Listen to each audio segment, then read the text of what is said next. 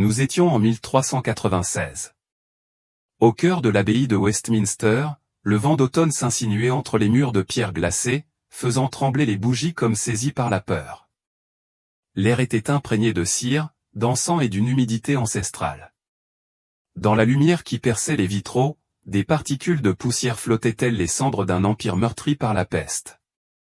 Et au milieu de cette obscurité solennelle, une vision apparut qui glaça tous les assistants. Une petite fille, vêtue d'une robe de mariée brodée d'or, si lourde que ses pas étaient maladroits sur le sol de pierre, la tête penchée sous le poids de perles trop grosses pour son âge. Elle avait à peine 6 ans. Isabelle de Baloisa, princesse de France.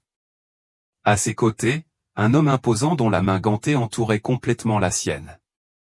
Richard II, roi d'Angleterre de 29 ans, le visage illuminé par l'éclat du pouvoir, mais dont le regard dissimulait la passion. La différence entre eux était si flagrante que le silence se fit dans les rangs de la noblesse. Un homme d'une stature politique mûre et une jeune fille à peine plus grande que ses poignets. La musique résonnait, mais les cloches de l'église ne parvenaient pas à couvrir le murmure glacial. La reine d'Angleterre est à peine en âge d'aller à l'école aujourd'hui. L'histoire a enregistré cette union comme un pacte diplomatique, une chaîne d'or destinée à unir l'Angleterre et la France pour endiguer le carnage de la guerre de 100 ans. Mais sous le velours et la soie, ce qui était véritablement célébré était une froide transaction de pouvoir, où l'enfance était sacrifiée comme un pion sur l'échiquier dynastique. Cette petite fille ignorait encore qu'elle venait d'accéder à un trône transformé en prison, ni que son destin serait pris dans la spirale des rébellions, des trahisons et de la mort ignominieuse d'un roi. Avant de nous plonger dans ces histoires oubliées de souffrance et de survie, si vous êtes passionné par la découverte des vérités cachées de l'histoire, aimez et abonnez-vous pour plus de contenu comme celui-ci, et dites-moi d'où vous nous rejoignez dans les commentaires. J'apprécie que la curiosité nous unisse, que nous explorions ensemble le passé depuis différents coins du monde. Pour comprendre pourquoi une fillette de 6 ans a été conduite à l'autel aux côtés d'un roi 4 fois plus âgé qu'elle, il faut remonter aux sources. Là où l'histoire de France et d'Angleterre s'entremêle dans une toile inextricable. De haine, de lignée et de malédiction.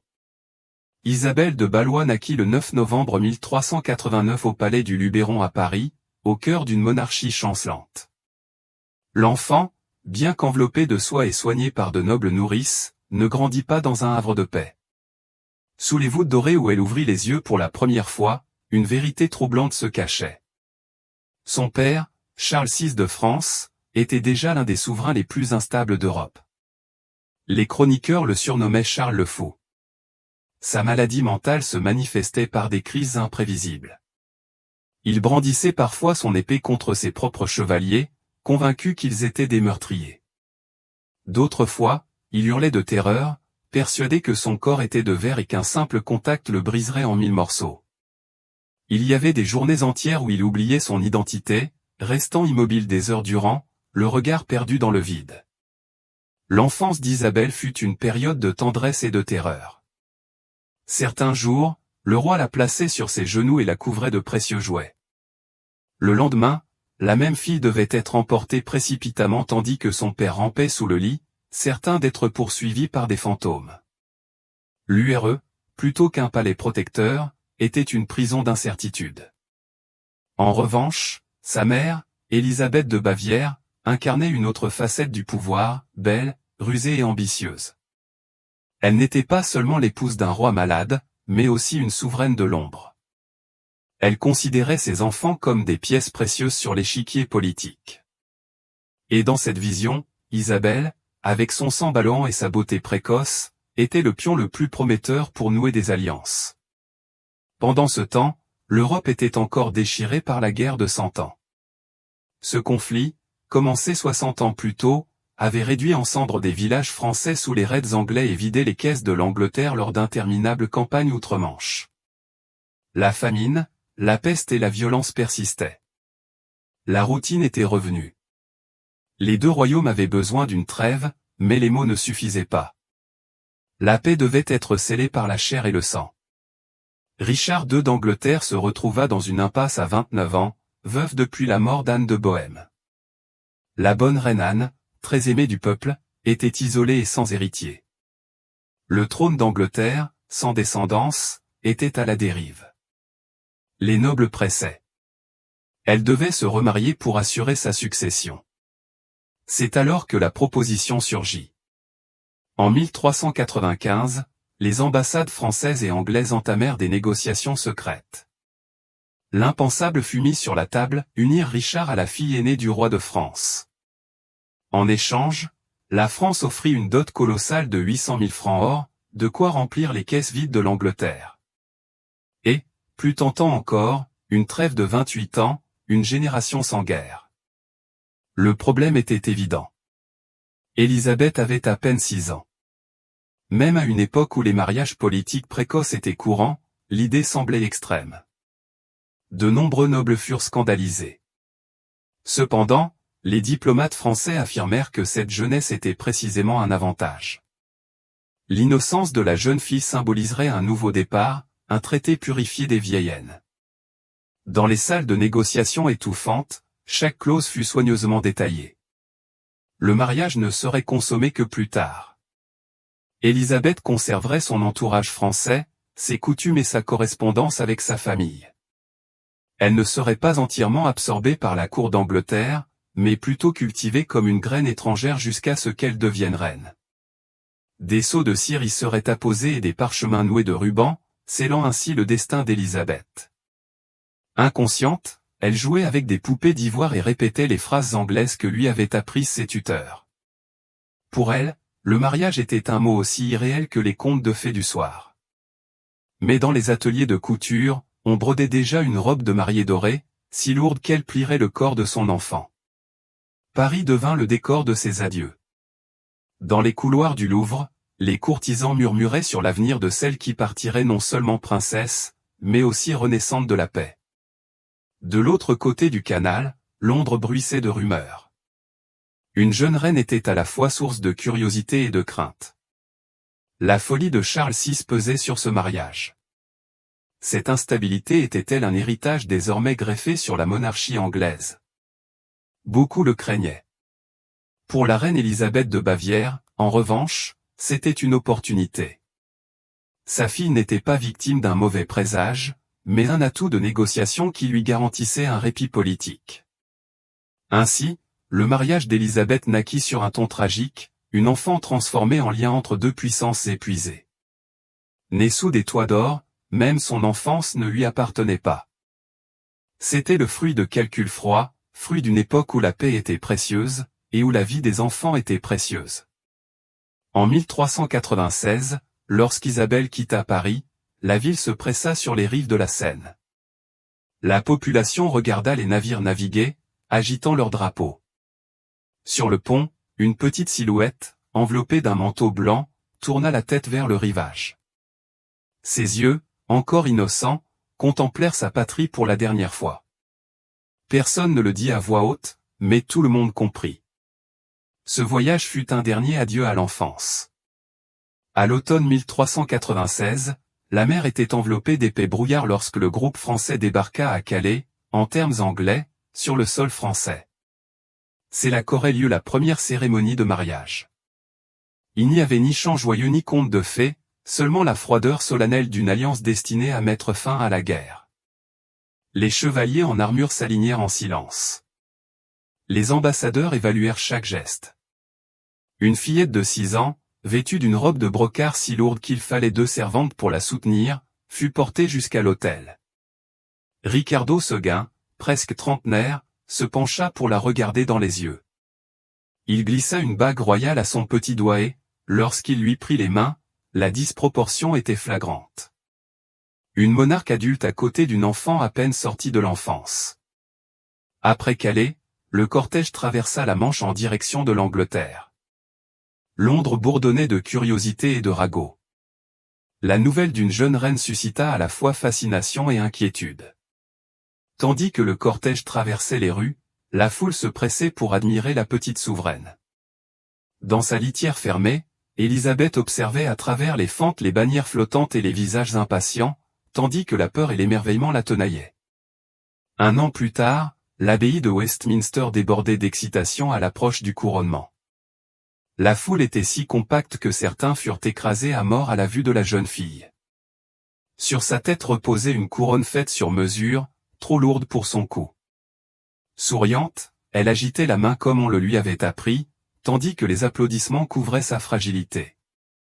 À la cour d'Angleterre, Richard II la traita avec une tendresse inattendue.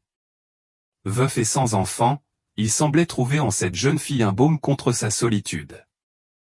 Il n'y avait pas d'amour conjugal, mais plutôt une affection paternelle. Il lui apportait des livres, des oiseaux exotiques et des instruments de musique. Il ne la voyait pas comme une épouse, mais plutôt comme une enfant à protéger. Isabelle, cependant, risquait le déracinement. La langue, les coutumes, les rituels étaient étranges.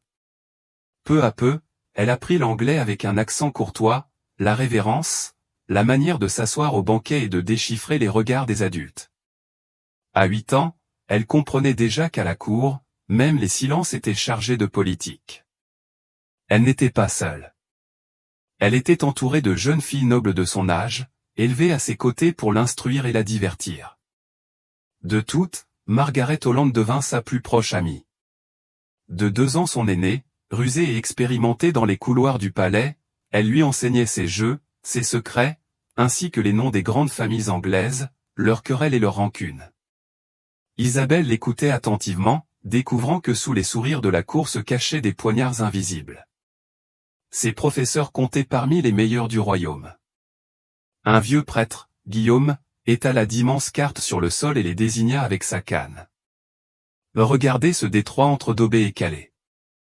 Il a été pont et mur, union et fracture. Isabelle traça les côtes du doigt, comprenant qu'elle symbolisait elle-même ce pont. Ainsi, peu à peu, elle cessa d'être une étrangère. Son français se mêla aux expressions anglaises. Sa démarche devint plus assurée. À Westminster, elle ne se sentit plus prisonnière et une nouvelle page apparut sur une terre hostile, mais elle n'était pas innocente de son environnement. Richard II resta un roi ambigu, amoureux des arts et des cérémonies, éloigné de la guerre, et il suscita l'impatience des nobles. Beaucoup le considéraient comme faible. Trop conciliant avec la France.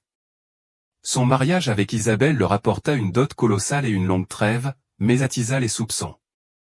Le roi préférait-il la paix à l'honneur guerrier?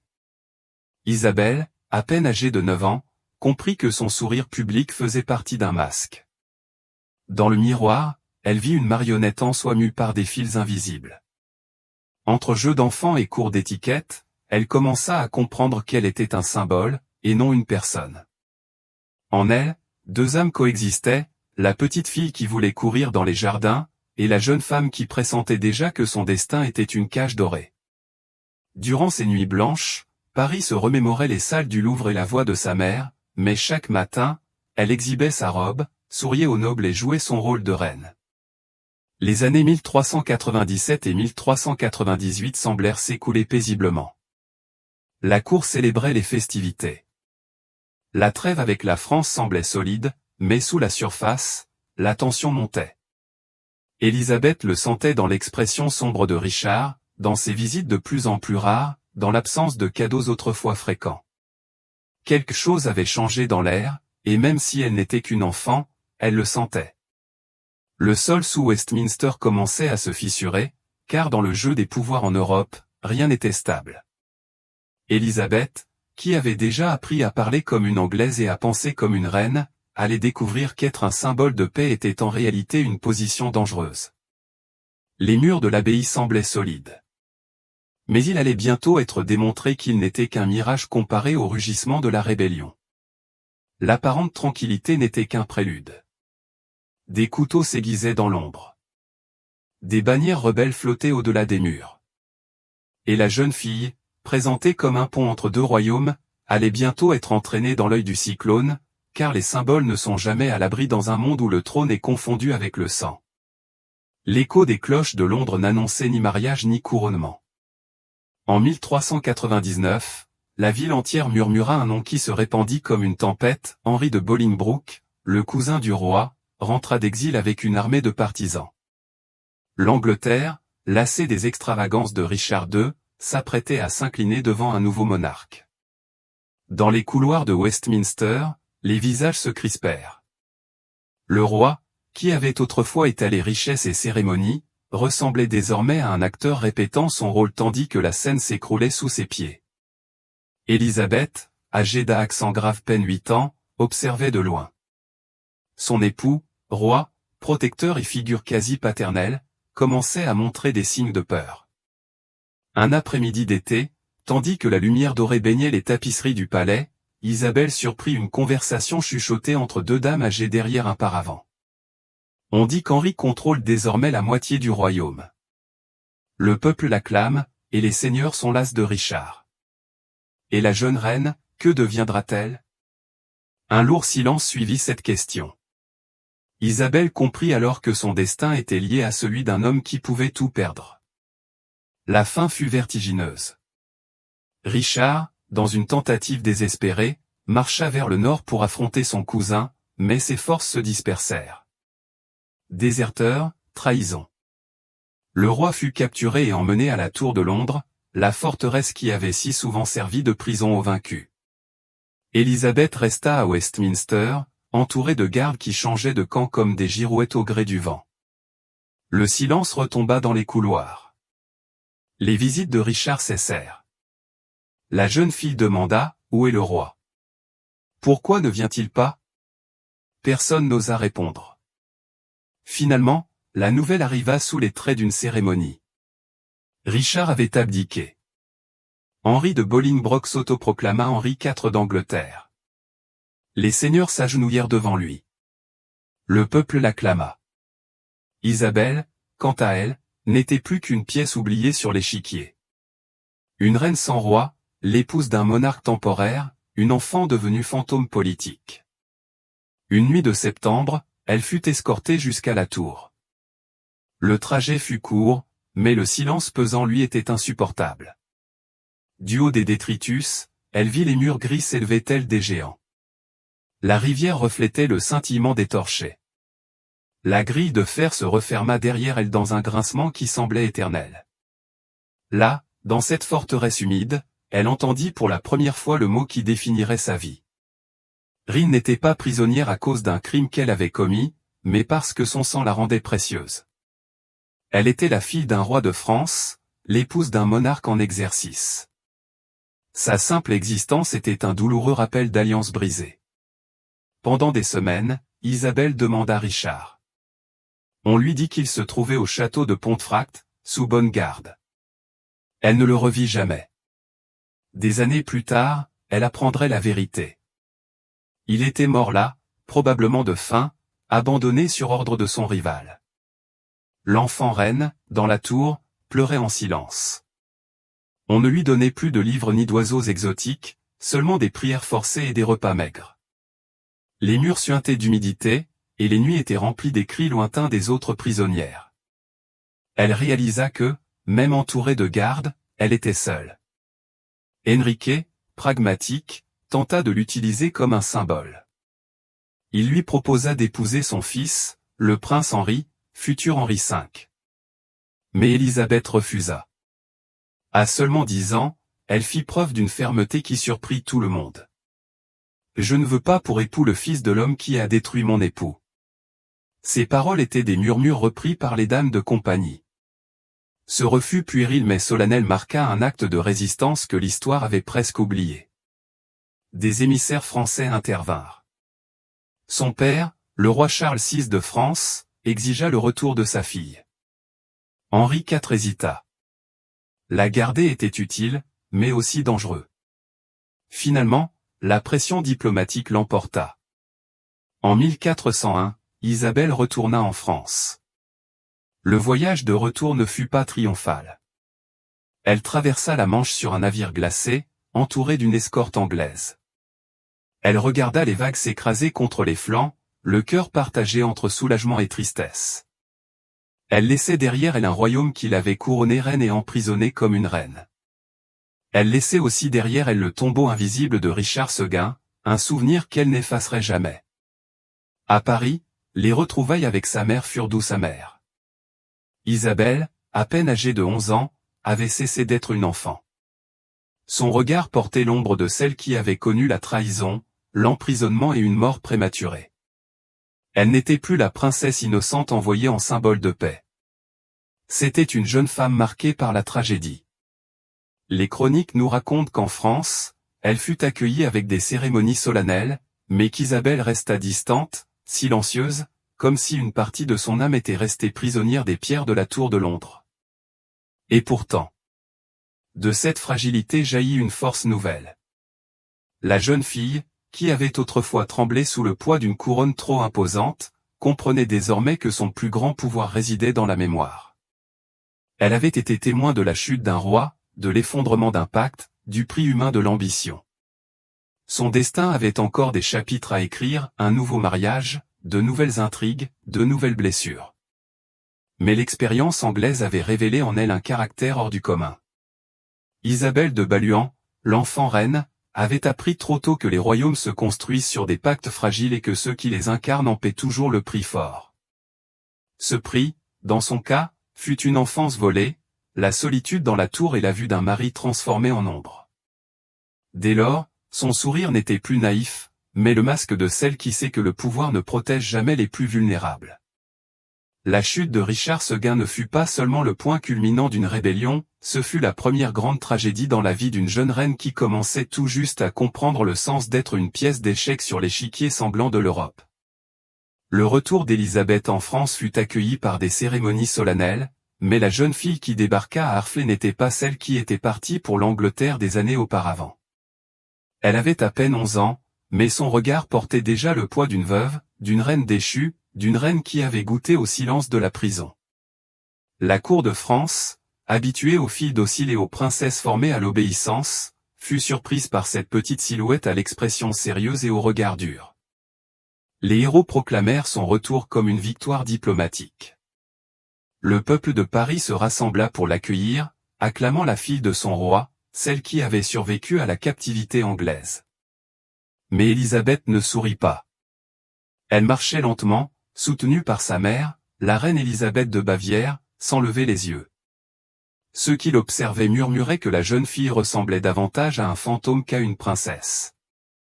Au cours des mois suivants, la vie au palais Saint-Paul chercha à lui rendre son innocence perdue.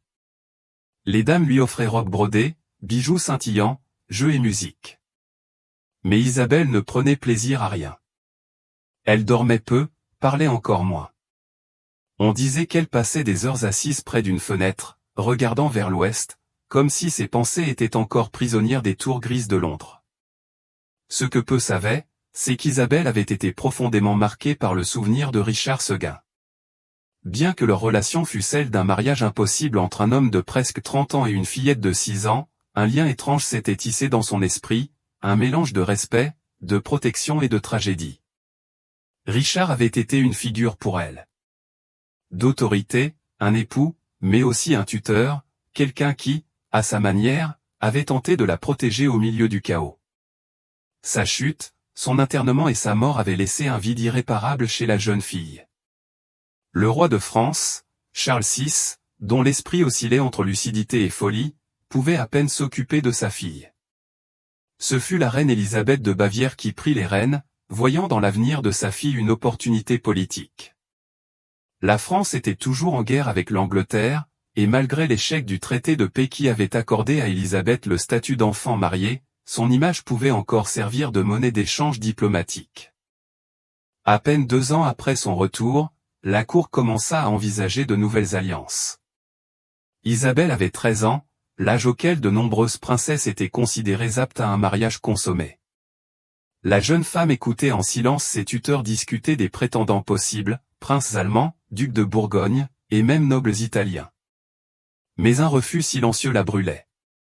Lorsqu'on lui annonça qu'elle épouserait Charles d'Orléans, un jeune prince français d'à accent grave peine 11 ans, Isabelle accepta sans larmes ni supplication.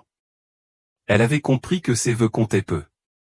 Le mariage fut célébré somptueusement à Cognienne, avec tournois et banquets. Cette fois, il ne s'agissait pas d'une enfant emmenée comme reine en terre étrangère, mais d'une veuve précoce devenue épouse dans son propre pays. Son mariage avec Charles d'Orléans, cependant, était plus symbolique que réel. Tous deux étaient trop jeunes pour consommer l'union, et les obligations matrimoniales furent reportées. Malgré tout, ce mariage scellait une alliance interne au sein de la noblesse française. Alors que la guerre de sang en faisait à nouveau rage, Élisabeth, désormais duchesse d'Orléans, devint un acteur clé d'un nouveau jeu politique. Mais en privé, rien ne put effacer les cicatrices de l'Angleterre. Élisabeth conserva un caractère réservé et mélancolique. Sa santé commença à se détériorer. Les chroniques parlent de fièvre récurrente, de longues périodes d'alitement et d'une fragilité physique contrastant avec sa résilience intérieure. C'était comme si le corps de la jeune fille refusait de supporter le poids de tant de responsabilités imposées. À son âge, Isabelle avait déjà été l'épouse d'un roi, prisonnière dans une tour, veuve sans consolation, puis mariée à nouveau dans un mariage arrangé. Son adolescence fut marquée par le renoncement. Les dames de sa suite racontaient qu'elle riait rarement et ne mentionnait jamais Richard par son nom. Elle ne parlait du roi qu'occasionnellement, comme s'il était resté gravé dans sa mémoire. La tragédie ne tarda pas à frapper à nouveau. À peine un an après son mariage avec Charles, Isabelle tomba gravement malade. Personne ne put en déterminer la cause avec certitude. Certains attribuèrent sa maladie à la fragilité héritée de son père, d'autres aux chagrins accumulés au cours d'une vie si courte. En réalité, sa santé se détériora rapidement. En septembre 1409, à seulement 19 ans, Isabelle de Valois mourut à Bloisat. Elle avait l'âge où d'autres princesses commençaient à peine à régner, mais sa vie s'éteignit comme une flamme étouffée par les vents de la politique. Elle mourut sans enfant, laissant son jeune époux dévasté. Ses funérailles en la basilique Saint-Lomé furent solennelles, mais sans le faste qui aurait accompagné une reine adulte. C'était une vie inachevée, une histoire interrompue. Les chroniques la représentaient comme l'enfant reine d'Angleterre, veuve trop tôt, une épouse fragile, l'ombre d'un pacte brisé. Et pourtant, son souvenir restait gravé dans l'esprit de ceux qui la connaissaient. Avec sa courte vie, Isabelle avait incarné le destin cruel de tant de princesses médiévales, sacrifiant des alliances rarement durables. Son existence rappelait brutalement que l'enfance au sein de la noblesse était un luxe rarement offert. Le paradoxe d'Isabelle résidait dans le fait que, malgré son apparente passivité, elle exerçait une résistance silencieuse. Elle refusa d'épouser le fils d'Henri IV, un geste qui, bien qu'enfantin, était une déclaration de dignité face au pouvoir qui l'avait réduite au rang de reine. Et dans son silence, dans sa fragilité, elle laissa la marque d'une innocence volée, irrécupérable. Le destin de son second mari, Charles d'Orléans, fut lui aussi marqué par la tragédie. Des années plus tard, il fut fait prisonnier par les Anglais après la bataille d'Azinur, captif pendant près de 25 ans. L'écho d'Isabelle, la jeune épouse qui avait brièvement partagé sa vie avant sa mort, était toujours présent en lui. Ainsi, le nom d'Isabelle de Valois fut gravé non pas dans les conquêtes ou les couronnes, mais dans la fragilité de son passage à travers le monde. Elle fut reine à 6 ans, veuve à 10 ans, remariée à 13 ans et morte à 19 ans. Une vie condensée en une décennie, marquée par l'ombre de guerres interminables. L'histoire officielle, préoccupée par les rois et les batailles, l'avait presque oubliée. Mais dans les murmures des chroniques, dans les lettres des dames qui l'accompagnaient, survit l'image d'une jeune fille devenue symbole, l'innocence sacrifiée sur l'autel de l'ambition. Ainsi, tandis que l'Angleterre luttait entre les dynasties et la France, l'interminable guerre de 100 ans se poursuivait. La figure d'Élisabeth rappelait une vérité dérangeante. Derrière chaque traité, chaque alliance et chaque mariage politique, il y avait toujours une vie humaine réduite à un simple argument de négociation. Isabelle n'a laissé aucune descendance, mais sa mémoire est restée à jamais liée à la chute de Richard II et à l'avènement d'Henri IV. Elle était le visage innocent qui accompagnait la fin d'une époque et le début d'une autre, et durant sa courte vie, elle est devenue un témoignage silencieux du prix payé par les femmes de sang royal. Car si la vie d'Isabelle de Valois révèle une chose, c'est que la royauté n'était pas synonyme de pouvoir, mais de vulnérabilité. Sa couronne d'enfant était trop lourde. Son destin fut trop cruel, et l'histoire trouva dans cette tragédie l'un de ses récits les plus amers. La vie d'Isabelle de Valois, vue à travers les siècles, devient bien plus qu'une simple anecdote dans l'histoire de la guerre de 100 ans. Sa brève apparition sur la scène politique européenne symbolise les contradictions les plus flagrantes du pouvoir médiéval. Innocence sacrifiée, enfance arrachée, féminité réduite à un objet diplomatique. À chaque étape de sa courte vie, Élisabeth incarna un paradoxe. À 6 ans, couronnée reine d'Angleterre, elle incarna la paix entre deux nations ennemies, mais cette paix était aussi fragile que sa propre enfance. À 10 ans, veuve et renaissante, elle symbolisait la défaite d'un roi et la victoire d'une usurpation. À 13 ans, remariée, elle était l'emblème de la réconciliation interne de la France, et à 19 ans, mourant sans enfant, elle n'était plus qu'un souvenir, l'écho de ce qui aurait pu être mais ne fut jamais. Ce que l'histoire officielle évoque à peine, c'est le coût humain de ses décisions. Dans les chroniques des rois et des batailles, les reines enfants comme Élisabeth n'apparaissent que dans les notes de bas de page, comme des ornements dans les traités diplomatiques. Mais à y regarder de plus près, leur vie révèle la violence structurelle d'une époque où le corps des femmes était un territoire où se négociaient les alliances et se déterminaient les frontières. Le mariage d'Élisabeth avec Richard II fut conçu comme une partie d'échec. Pour l'Angleterre, c'était un moyen d'assurer la paix avec la France. Pour la France, c'était un moyen de stabiliser la couronne anglaise affaiblie. Personne ne demanda à la jeune fille si elle voulait devenir reine, si elle comprenait le poids de la couronne, si elle était prête à quitter sa famille et son pays. Son silence fut interprété comme une obéissance, alors qu'en réalité il s'agissait du silence imposé à une personne sans voix. Le sort ultérieur d'Isabelle renforce cette interprétation. Lorsque Richard quitta le pouvoir, Henri IV tenta de la retenir en Angleterre en la mariant à son fils, le futur Henri Pu. Le rejet d'Isabelle. Ce refus silencieux et inattendu d'une fillette de 10 ans fut son seul acte de résistance. Cela peut paraître un geste anodin, mais dans le contexte de l'époque, c'était un défi monumental. Une mineure refusait de légitimer l'usurpation, s'accrochait au souvenir de son mari déchu, même si ce dernier avait 2 fois son âge et l'avait accueillie comme une épouse symbolique. Ce rejet, bien qu'il l'ait finalement renvoyée en France en tant que veuve, a révélé une faille dans la logique implacable de la politique dynastique. Réfléchir à Élisabeth nous invite également à considérer la relation entre pouvoir et vulnérabilité. En théorie, elle était reine d'Angleterre, un titre évoquant majesté, autorité et richesse. En pratique, elle était prisonnière du palais, une enfant soumise à l'autorité de régents, de tuteurs et de gardiens. Loin de lui accorder la liberté, la couronne était devenue une chaîne. Son destin était décidé par d'autres. Ses faits et gestes étaient surveillés, sa vie intime planifiée comme une marchandise. Le paradoxe est brutal. Plus son rang était élevé, moins elle avait de pouvoir décisionnel. Ce schéma n'était pas propre à Élisabeth. Au fil de l'histoire, de nombreuses princesses connurent le même sort. Catherine d'Aragon, mariée d'abord au prince Arthur, puis à Henri d'Oixeau, Marie Stuart, envoyée en France enfant, et Anne d'Autriche, utilisée comme monnaie d'échange entre l'Espagne et la France. Toutes portaient le lourd héritage d'être des femmes royales dans un monde où la lignée valait plus que la vie. Mais dans le cas d'Isabelle, la brièveté de son existence et la dureté de son histoire rendent cette réalité particulièrement évidente. Son héritage est également lié à la mémoire de Richard II. La figure du roi régnant était enveloppée de tragédie, et avec elle celle de l'enfant qui avait été son épouse.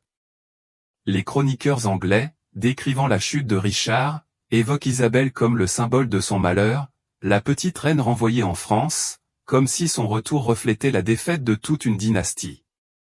Pour les Français, en revanche, Isabelle était la victime de l'ambition anglaise, la petite fille revenue le cœur brisé. Dans les 2 cas, son identité était prisonnière du récit d'autrui, jamais du sien. C'est ici qu'émerge la réflexion la plus profonde. L'histoire n'est pas toujours racontée par ceux qui l'ont vécue, mais par ceux qui l'ont vécue. Isabelle n'a laissé aucune lettre, n'a prononcé aucun discours, n'a écrit aucun mémoire. Tout ce que nous savons d'elle provient des chroniques écrites par des hommes d'État, des chroniqueurs de cour et des diplomates qui la voyaient comme une monnaie d'échange. Sa voix est absente, mais son silence est éloquent. Il témoigne de la souffrance de tant de femmes oubliées, de tant d'enfances volées. L'héritage d'Isabelle se retrouve également dans sa généalogie. bien qu'elle soit morte sans enfant, son mariage avec Charles d'Orléans a inscrit son nom dans la lignée qui, des siècles plus tard, allait donner naissance à des personnages aussi importants que Louis XI et François Ier. Sa brève présence a laissé une trace indirecte dans l'histoire de France. Pourtant, cette trace est invisible, cachée sous des couches d'oubli. Le plus frappant est peut-être la façon dont la figure d'Élisabeth éclaire une vérité universelle: le pouvoir, dans sa forme la plus crue, repose toujours sur le sacrifice humain. Dans ce cas précis, le sacrifice fut la vie d'une jeune fille qui ne pourrait jamais être une jeune fille, devenue reine trop tôt et morte trop jeune. Son histoire est à la fois un miroir et un avertissement. Souvenez-vous que derrière les couronnes d'or et les trônes majestueux se cache toujours une chair fragile, des émotions brisées et des vies brisées. Aujourd'hui, lorsque nous pensons à Isabelle de Valois, nous ne devrions pas la considérer uniquement comme l'enfant reine d'Angleterre, mais comme le symbole de toutes les femmes réduites à l'état d'objet politique. Son existence nous pousse à nous demander, combien d'autres Isabelle y a-t-il eu? Combien d'autres sont restés dans le silence des archives? Combien d'histoires n'ont jamais été racontées? C'est peut-être la leçon la plus amère et la plus puissante de son héritage. Isabelle n'a pas conquis de royaume ni commandé d'armée, mais sa fragilité nous montre les limites de l'ambition humaine. Elle nous rappelle que la politique médiévale, dans sa brutalité, a détruit non seulement des rois, mais aussi des enfances. Et dans ce souvenir, sa figure devient un phare, un avertissement pour toutes les générations suivantes. Ainsi, à l'écho de sa courte vie, l'histoire nous confronte à une question dérangeante: quelle est la valeur de la paix si l'innocence doit être sacrifiée pour l'obtenir? L'histoire d'Isabelle de Valois est comme un bref soupir, presque imperceptible dans le vaste océan de l'histoire. Et pourtant, dans ce soupir réside une vérité qui transcende les. Des siècles durant, la fragilité de la vie humaine face au poids implacable du pouvoir. Isabelle était reine et prisonnière, épouse et veuve, enfant et symbole politique. Sa vie, marquée par des décisions qui n'étaient pas les siennes, révèle le paradoxe fondamental de la royauté médiévale. Plus le rang était élevé, plus la volonté personnelle se diluait. Dans son silence forcé résonnait l'écho de millions de voix jamais enregistrées, celle de toutes ces femmes qui vécurent et moururent sous les lois d'un monde qui ne leur laissait pas le choix. Le plus douloureux est peut-être qu'Isabelle n'ait laissé ni descendance ni lignée pour perpétuer sa mémoire dans la chair des futurs rois. Elle est morte jeune, à 19 ans, et son nom a été relégué aux pages grises des chroniques, mais son absence est en elle-même un rappel. La grandeur ne se mesure pas toujours en conquête ou en héritier, mais à l'empreinte invisible qu'une vie laisse sur la conscience collective. Aujourd'hui, avec le recul, nous pouvons voir en Isabelle le visage de toutes les enfances sacrifiées au nom des alliances et des traités. Son existence nous oblige à remettre en question l'idée que l'histoire est écrite par les vainqueurs. Elle est aussi écrite avec les larmes des oubliés, avec le sang des innocents, avec le silence de ceux qui n'ont jamais pu parler. Le cas d'Isabelle nous confronte à une réflexion dérangeante: qu'est-ce que le pouvoir, au juste? Pour les rois qui l'entouraient, c'était la capacité de dicter des mariages, de signer des traités et d'ordonner des couronnements. Pour Élisabeth, le pouvoir était quelque chose qui lui était toujours inaccessible, une force qui la façonnait et la détruisait sans qu'elle puisse y résister.